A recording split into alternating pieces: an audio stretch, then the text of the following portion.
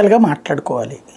జీవి రెడ్డి ఒక ఆస్పెక్ట్లో తొందరపాటుగా అంటే తన భవిష్యత్తును దృష్టిలో పెట్టుకుని చేసి ఉండాలి. అతను చెప్పిన సాక్షి కథనాన్ని చూస్తేనేమో ఫైబర్ నెట్ ఒక 7-8 నెలల్లో మూసేసేందుకు సిద్ధపడుతున్నారు, ఆ నేపథ్యం నా మీద పెడతారు, అందుకని నేను ముందు చెప్తున్నాను అన్నటువంటిది.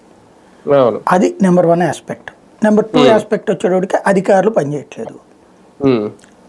ప్రతి మంత్రికి ఇదే సమస్య ఉంటుంది. డెమోక్రసీలో ప్రజల చేత ఎన్నికయ్యే వాళ్ళు ప్రజాప్రతినిధులు లేదా రాజకీయ నియామకాలు ఇట్లాంటి చైర్మన్లు. వీళ్ళ ఆలోచన ఏంటి, మా ముద్ర ఏదో ఉండాలి, ఏదో ఒక మంచి జరగాలని కోరుకుంటారు ప్రజలకి. కానీ ఈ మంచి జరగాలంటే 60 వ్యవస్థలు అనుసంధానం అయి ఉండాలి. ఈ వ్యవస్థలో ఎక్కడ లోపం వచ్చినా ఎక్కడిదక్కడ స్టక్ అయిపోతుంది. అందుకనే ప్రభుత్వ ఉద్యోగాలు అంటారు. ఒక ఫైల్ ఎక్కడ ఆగిపోతుందో తెలియదు, తిరుగుతూ ఉన్నట్టు ఉంటుంది. ప్రభుత్వం చెయ్యాలి అనుకుంటే 10 నిమిషాల్లో చేసి పడేస్తుంది. ఇంకొకటి, ఫైబర్ నెట్ గురించి ఫస్ట్ ఆయనకు ఒక అవగాహన ఉండాలి. ఇందులో మనం రాజకీయాలు మాట్లాడుకుంటా కూర్చున్నాం కానీ ఫస్ట్ ఫైబర్ నెట్ అసలు ఎందుకు పెట్టారు తెలుసా? రాష్ట్ర ప్రభుత్వ సొమ్ములతో పెట్టలేదాన్ని.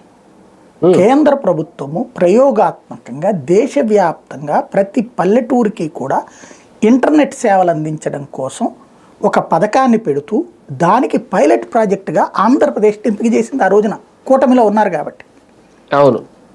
149 రూపాయలకే కనెక్షన్ విత్ కేబుల్. నాటి ఫార్ములా అది. సరిగ్గా చేస్తే అంటే ప్రభుత్వాలు ఎలా నాశనం చేస్తాయి అనడానికి సాక్ష్యం అదే. ఒక ప్రభుత్వమే అన్ని టీవీ ఛానళ్ళతో కూర్చుని ఏమయ్యా, ఇప్పుడు పే ఛానల్స్ అంటారు, Gemini package, Maa TV package, Zee TV package, sports package, ఇట్లా ప్యాకేజీలు ఉంటాయి. మేము ప్రభుత్వంగా అడుగుతున్నామయ్యా, ఎన్ని కనెక్షన్స్ ఉన్నాయో నీకు లెక్క చెప్తాం.